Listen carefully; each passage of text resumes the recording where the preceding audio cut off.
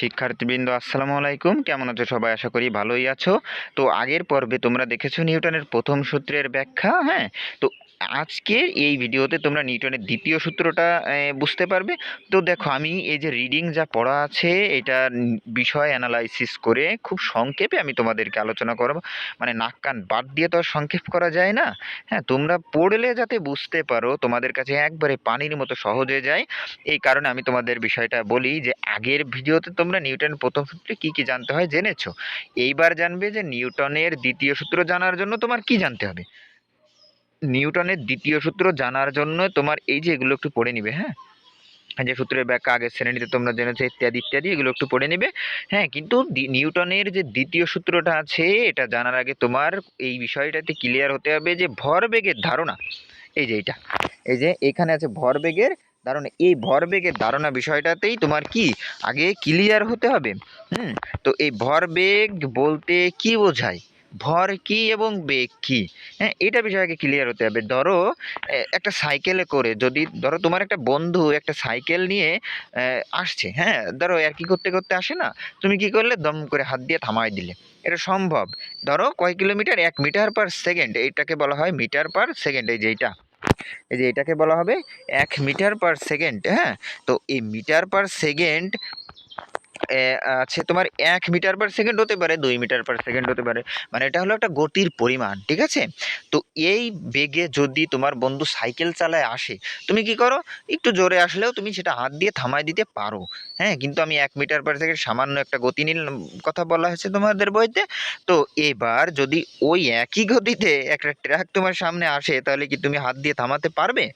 যদিও গতির পরিমাণটা একই, যদিও গতির পরিমাণটা একই, ধরো কি এই যে এখানে ধরো একটা সাইকেল নিয়ে তোমার বন্ধু, এই যে ধরো তোমার বন্ধু সাইকেল চালায় আসছে, হ্যাঁ এই যে ধরো সাইকেলের 2টা চাকা, হ্যাঁ দেখো আঁকলাম। হ্যাঁ, এইবার তুমি এখানে দাঁড়াই আছো, তুমি কি এখানে দাঁড়িয়ে আছো। এবার ধরো সাইকেল এখানে এমনি এমনি এমনি এমনি এমনি আসছে, হ্যাঁ এমনি এমনি আসছে। তাহলে এই যে তুমি কি করলে, হাত দিয়ে কি, হাত দিয়ে এটাকে থামাই দিতে পারবে, হাত দিয়ে কি থামাই দিতে পারবে। তো হাত দিয়ে যখন থামাই দিবা, তখন একটা ট্রাক যদি আসে ওই একইভাবে একই বেগে, তাহলে কি থামাতে পারবা? না। কি, কেন?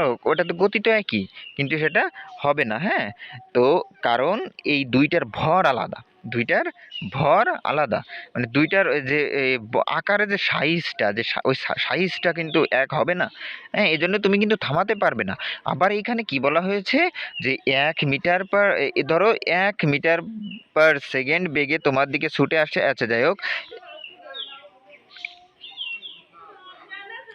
এবার ধরো আরেকটা উদাহরণ দেওয়া যাক, যে একটা পাথর হাত দিয়ে আমি তোমার দিকে, কিংবা তোমার কোনো বন্ধু তোমার দিকে মারলো, হ্যাঁ আহ, তোমার দিকে মারলো, তখন কি তুমি এমনিই ক্যাচ ধরতে পারবে? পারবে না।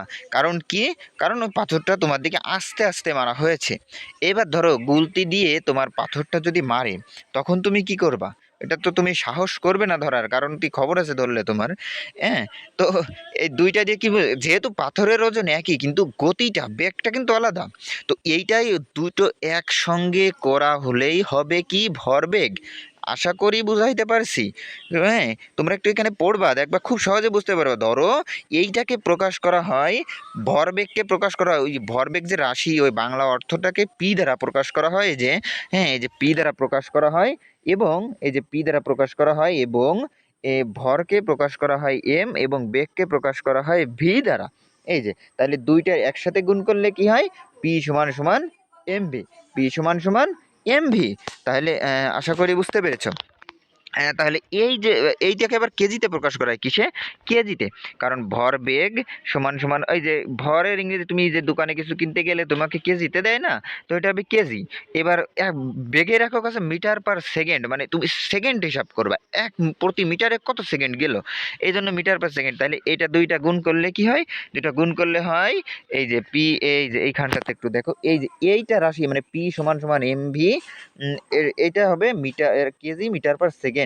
আচ্ছা জায়গা, এবার তার পরবর্তীতে একটা উদাহরণ দেওয়া হয়েছে, যা ভর আর বেগ কি এটা তো বুঝতে পেরেছে। ওজন, সরি, ভর যদি একই হয় কিন্তু গতিটা যদি বেশি হয়, তাহলে কিন্তু পার্থক্যটা ভিন্ন। আশা করি বুঝতে পেরেছো। এই যে আগের অনুচ্ছেদে সাইকেল ও গাড়ির একটা উদাহরণ দেওয়া হয়েছিল না, ধরো সাইকেলের ভর বেগ তুমি নির্ণয় করবা পি, এবার P1 P2 এই যে এখানে দেওয়া আছে, এটা 1 2 এমনি বোঝানোর জন্য তোমাকে দিল। হ্যাঁ, এটা কিছুই না, ভয়ের কিছু নেই। এইবার মানে প্রথম ভর সে দ্বিতীয় ভর এই জন্য দিল। তাহলে এবার 75 কেজি, তাহলে এবার 75 × 1, কারণ বেগ ছিল 1 মিটার/1 কিলোমিটার, মানে তাই না, 1 মিটার/সেকেন্ড ছিল না। তো ওই যে ধরো আমি তোমাদের দেখাই দিই, এই যে 1 মিটার/সেকেন্ড, একটা সাইকেলে 1 মিটার/সেকেন্ড, এই যে এটা কিন্তু বলা হয়েছিল। তো এটা যখন বললো, কোথায় গেল রে বাবা, হ্যাঁ, এই যে এই রাশিটা যদি 75 × 1 কেজি মিটার/সেকেন্ড স্কোয়ার, আচ্ছা যাই হোক। এবার গাড়ির ভরবেগ একইভাবে নির্ণয় করা হলো। হ্যাঁ, হাতে ছোড়া পাথরের ভরবেগও একইভাবে নির্ণয় করা হলো। এইবার এখানে আবার পয়েন্ট কোথা থেকে আনলো এবার তোমাদের বলি। ওইটা ছিল মিটারকে কেজিকে আবার গ্রামে আনছে, ওই গ্রামকে কেজিতে আনছে, বুঝতে পারছো, এই জন্য এখানে 1000 দিয়ে ভাগ করা হয়েছে। তো এইবার আরও একটা বিষয় সম্পর্কে জানতে হবে, সেটা হলো পরিবর্তনের হার। নিউটনের দ্বিতীয় সূত্র বোঝার জন্য ভরবেগের ধারণার পাশাপাশি তোমাকে পরিবর্তনের হার জানতে হবে। এবার পরিবর্তনটা কি? পরিবর্তনটা হলো, ধরো একটা উদাহরণ দিই আমি। এখানে একটা গাড়ি আছে, হ্যাঁ, এখানে একটা কি গাড়ি, গাড়িটা এই রাস্তা দিয়ে হোমনে চলবে। এবার ধরো গাড়িটা স্টার্ট করার সময় একটা গতি থাকে, মাঝখানে গিয়ে একটু বেড়ে গিয়ে আবার থামার সময় আর একটা গতি থাকে না। ধরো শুরু করার সময় হলো কি 10 কিলোমিটার/সেকেন্ড, এবার থামার সময় হলো কি 2 কিলোমিটার/সেকেন্ড। এবার এখান থেকে বান্দা এইখানে যাওয়ার সময় একটা সময় লাগলো না, এইটাকে ধরলো ধরো টি।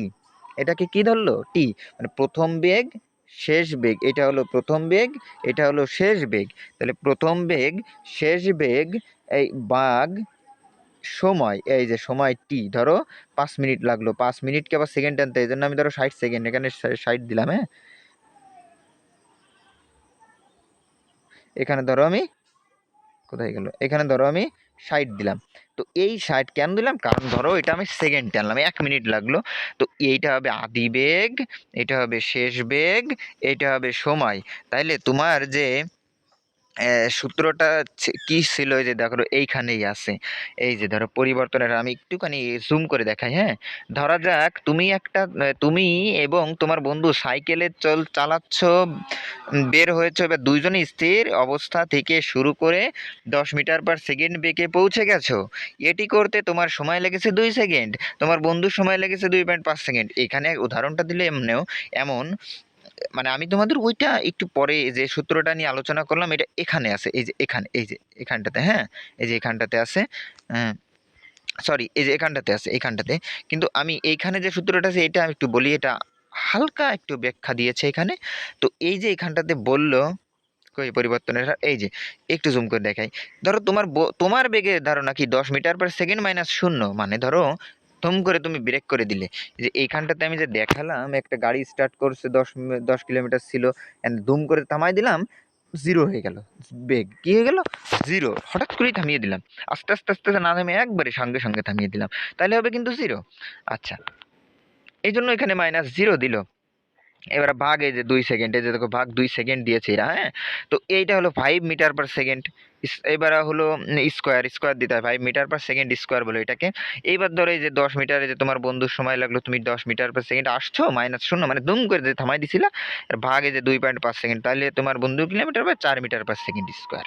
ঠিক আছে, এইবার এইখানে যে পরিবর্তনের হারের যে আগের অনুচ্ছেদে যে অঙ্কগুলো দেওয়া হচ্ছে, এই যে 75 - 0/60, দেখেছো এখানে পরিবর্তনের হার তোমার নির্ণয় করেছে আদি বেগ মাইনাস শেষ বেগ ভাগ সময় দিয়ে কেজি/মিটার/সেকেন্ড স্কোয়ার দিয়েছে, কারণ ভরবেগের সূত্র তোমরা একটু আগে বললাম না, কেজি/মিটার/সেকেন্ড স্কোয়ার।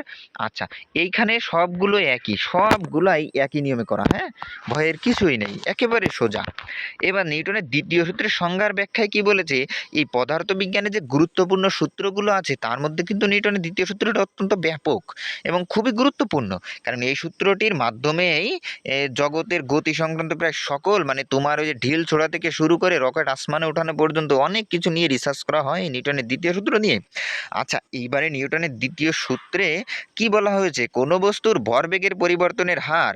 এবার ভরবেগ সম্পর্কে জানলা, বেগের পরিবর্তন সম্পর্কে তুমি জানলে এর উপরে প্রযুক্ত বলের সমানুপাতিক, এবার সমানুপাতিকটা আমি বলছি, এর বলের যেদিকে কাজ করে ভরবেগের পরিবর্তনের হার সেদিকেই কাজ করবে। এটা তো সোজাই জিনিস, তোমার ভরবেগের পরিবর্তন যেদিকে হবে তা ভরবেগ সেদিকেই তো যাবে, তাই না? এবার দেখো এখানে আমি একটু জুম করে দেখাবো, হ্যাঁ। তো এইখানে ভরবেগের পরিবর্তন, ওই যে বললাম না, ধরো একটা গাড়ি যে এখান থেকে চলা শুরু করলো ধরো 10, এর এখানে যে থামলো ধরো 5, হ্যাঁ, যে সময়টা লাগলো ধরো 2 সেকেন্ড। আচ্ছা, তাহলে এইটা ভাগ করে এই যে এইখানেও তাই একই জিনিসটাই বোঝাচ্ছে যে নিউটনের দ্বিতীয় সূত্রে ভরবেগের পরিবর্তনের হারের মাঝে সমানুপাতিক সম্পর্কের কথা বলা হয়েছে। মনে করো এম ভরের একটি বস্তু ইউ বেগে চলছিল, তাহলে ভরবেগটা হবে কি? নিশ্চয়ই এম আর ইউ গুণ করে যেটা হবে ওইটা এম ইউ, এই যে এম ইউ, এইবার এম ভি। এইবার এইবার কইরে এফ পরিবর্তন বল, এবার বেগ ধরো বদলে ভি হলো। ধরো এখান থেকে আমি আরো একটু সহজে বলি, ধরো গাড়িটা চলছে 10, মানে স্টার্ট দিল আর কি, স্টার্ট, হ্যাঁ। এখানে আমি যে 5, আমি মানে তোমাকে ধরে বোঝালাম আর কি 5, এখানে আমি যদি 50 দিই, ধরো যাই দিই, মানে ইচ্ছায় অনুযায়ী যাই দিই। এইবার মেইন সূত্রটা আমি আসি, এই যে একটা গাড়ি চলছিল কত, ধরো শুরু আদি বেগ মাইনাস শেষ বেগ না, সূত্রটা এই দেখো, এই যে সূত্রটা, এই যে কোথায় গেল সূত্রটা হবে,